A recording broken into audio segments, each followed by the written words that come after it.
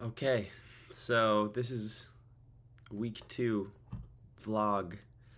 Um, I guess I'm vlogging now. I'm not making any commitments to continue vlogging for any length of time, but right now I'm liking vlogging. So last week I made one, and it was called "Getting My Boat in the Water." It's about starting on this endeavor of trying to find my sound as a musician, right? So I'm 31 years old. It's about time I find my sound. I know there's lots of things that I like. There's lots of things that I love, and I've played in two original bands that I think have a sound. So it's so that's a thing that has happened, right? The original bands are collaborative. So my interests are a part of that sound.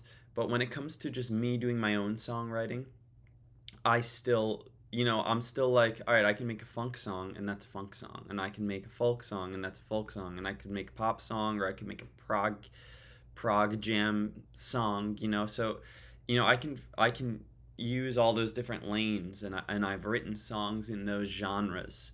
Um, but I feel like every time I'm doing that, I'm like, all right, I'm like latching on to a genre, and I'm saying, like, let me experiment with that, and that's cool. Like, there's nothing wrong with that. But I want to find something that feels like me specifically. It's like, because my thing is some combination of all those things. Um and so I want to write a song and have it sound like that's my voice. It's recognizable to me. It's recognizable to a listener as its own thing, right? It's like a million people do the thing where they just make a song and it's clearly like, oh, you're going for a Beatles thing, or you're going for a Parliament Funkadelic thing, or you're going for a prog rock thing, or you're going for a jazz thing. Um, I want to find something where it's its own thing, and to that same degree, it's like there's a lot of people who their thing is that they do some of each thing, right? And and I, and it's like you could put on an album and each song's like a different genre, right? I want to find something where it's like I can find a sound that blends my most important influences together within each song, right? And so you when you press play on an album, it has a cohesiveness to it from start to finish. When I listen to an album, I like bands and musicians that explore, but I want to hear some sort of cohesiveness within the course of an album. And I like when I can hear sort of the fingerprint of an artist, even from album to album. Um, so I want to find this sound. I want to figure out how to do this thing. And so in my last video, I talked about needing to find people to hold me accountable and to collaborate with. Um, and so I've made some progress this week, so I'm gonna update you people who watch this on what my progress is, and I'm doing this as much for myself as for anyone, because as of having my last one out for a week, maybe 25 people have watched it, which in the world of the internet seems like a very small amount of people. Your favorite YouTubers get millions of views, right? So 25 seems like nothing, but at the same time, uh, it's like having a deep conversation with 25 people. That's actually kind of a lot of people, come to think of it. I lose perspective because the internet is so vast. So it seems like 25 people is nothing. But, I've had at least a couple friends watch it and talk to me about it. And I had one of the people I talked to about working with as a producer watch it, and it helped him because he was just like, oh, now I know what your goals are. We don't have to have that part of the conversation. We can pick up the conversation from the next stage, which was very helpful. Um, so this is part of me keeping myself accountable is putting this out there. It feels vulnerable, but I hear vulnerability is hip these days, so maybe I can be hip. uh, vlogging is is a thing. Uh, I like listening to people speak, and I like talking. So why not put myself out there and just, the principle is, it's like I will feel like somewhat of an asshole if I put out publicly that I'm going to do a thing and then I don't, right? And I need that kind of accountability. If I just keep it all in my head, I'm likely to not do anything. I could think to myself, I want to do XYZ, and I'm likely not to do it unless I have someone, or ideally many people, holding me accountable. So, first thing in that realm is my girlfriend Zoya. She has continued to hold me accountable all week this week. Every couple days she's checking in with me saying like, "Hey, how's your producer search going? Did you talk to people? Are you thinking about ideas? Are you reaching out to people? Are you making commitments?" So and it's like I'll start to slack, and she'll ask me that, and I'll be like, "Shit, I better do this." So I talked to one person. I thought about it nice and long and hard, and I thought of someone who I thought was a good fit. Gave him a call. That went well. He wanted me to talk to his business partner as well, who runs the studio with him. And I had that call last night, and that went very well. Felt really good after that call because he spent a lot of time with me, and he seemed excited about helping me pursue this idea of creating and finding my own sound. And stylistically, both of these people they're into similar stuff as me.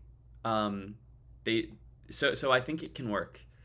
The thing is, working with them, they have a whole studio and a process that, it's like come up with a batch of like between 3 and 8 songs. So either you're making an EP or an album, make this batch of songs, workshop it with them, workshop the arrangements with them, and then hire musicians and do like maybe 1 to 3 days in the studio and just bang this thing out. That's efficient, and that's their process, right? And so I love that idea, but I'm not ready to do that yet. And the reason why I say I'm not ready to do that yet is because this new sound that I'm trying to create and find, I'm just not sure what I want the instrumentation to be yet. Like, I want it to be funky and danceable. I want it to have some folk roots and maybe some bluegrass, but I don't want it. I don't want it to sound just like a jam band. I feel like the only bands that blend together funk and bluegrass influences currently that I can think of are jam bands, and I'm not going for a jam band thing. I'm going for more of a song format thing, at least in the studio. I want songs to be jammable live, but in the studio, I want things to be a little bit more condensed. So yeah, I'm not sure. It's like, am I going with the funk band arrangement, or how many acoustic instruments am I going to have? Like, is there going to be fiddle on stuff? Is there going to be acoustic guitar?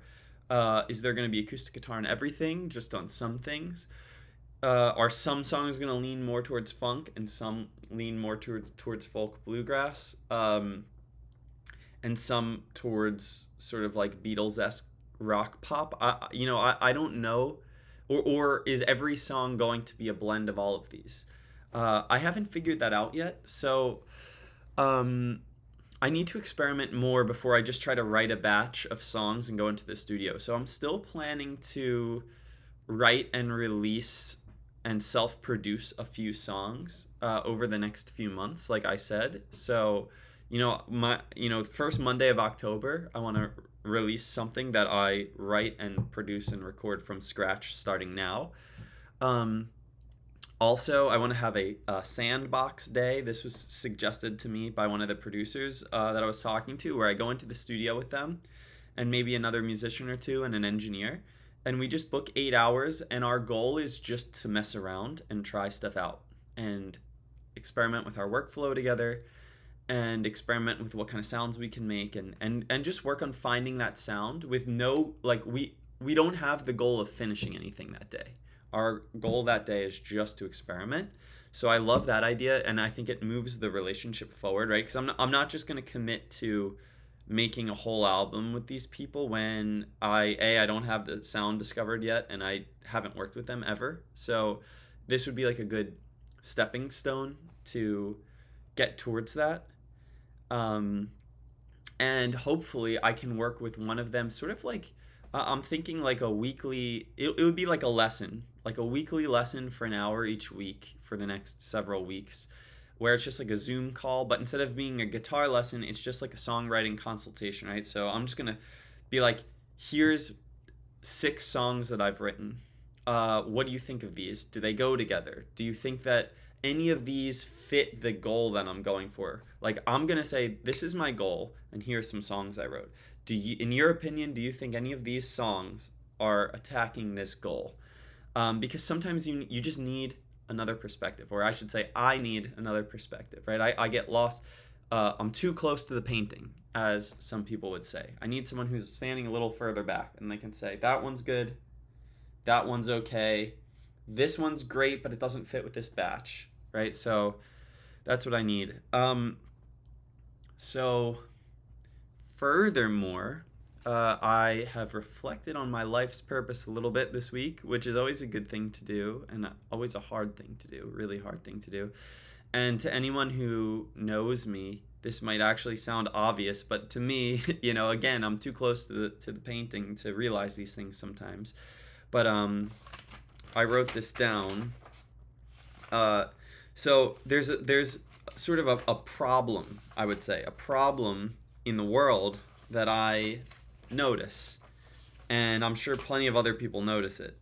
The problem is that in our society, in our culture here in America in 2022, individuals are quite atomized. We live atomized lives. Even the lucky ones like me, who has a strong community of friends and family who all live near me. Even people in my position and even other members of my community, I can say are quite atomized, right? So like, mostly we're having dinner by ourselves or just with our roommates, or significant others, and we're going about our day-to-day activities by ourselves. We're often connected to our phones, scrolling, having AirPods in, listening to music or podcasts or YouTube videos. And there's definitely another way to live, which I experienced when I was rafting in the Grand Canyon with no cell phone reception for 15 days. In that trip, we did everything together. I mean, we woke up together, we got ready for the day together, we ate breakfast together, we packed up our boats together, we rafted together and hiked together, we prepared and ate lunch and dinner together, we even bathed together, right? Because I mean, we would bathe in the river, and it's just the way the flow of the day worked. It was like time to go clean off at the same time, which was like right before dinner.